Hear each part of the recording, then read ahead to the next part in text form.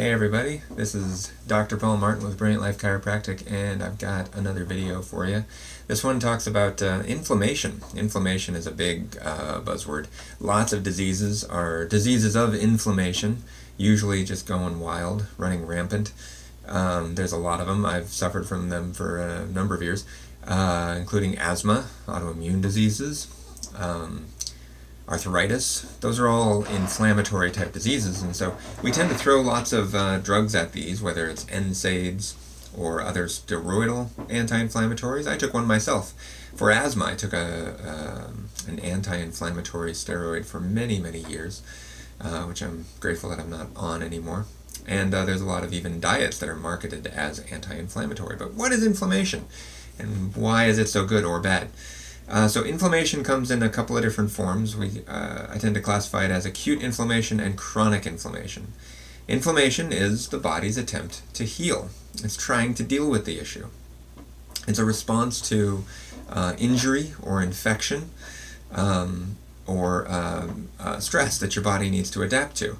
So in the case of an injury where we get acute inflammation, it's like you, let's say you sprain your ankle and you damage some tissue, your body throws in the inflammation response, and you get swelling, and you get pain, and your body brings white blood cells down to the area. Now this serves a lot of purposes, which I'll get to in just a sec. Then there's chronic inflammation, and chronic inflammation is when this acute inflammation process is insufficient to heal, and it continues for a long period of time.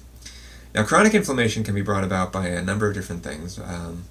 Chronic inflammation is often the result of persistent or repetitive stress on the system. Diet will cause chronic inflammation. Constant physical stress will cause inflammation in the chronic level.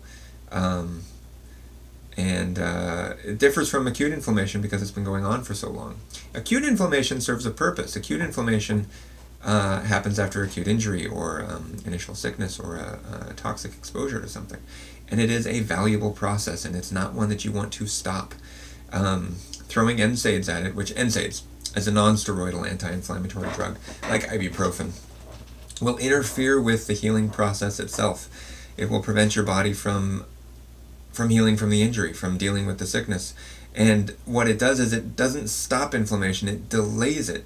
So while you might be more comfortable in the short term, you're actually setting yourself up for a bigger problem later on.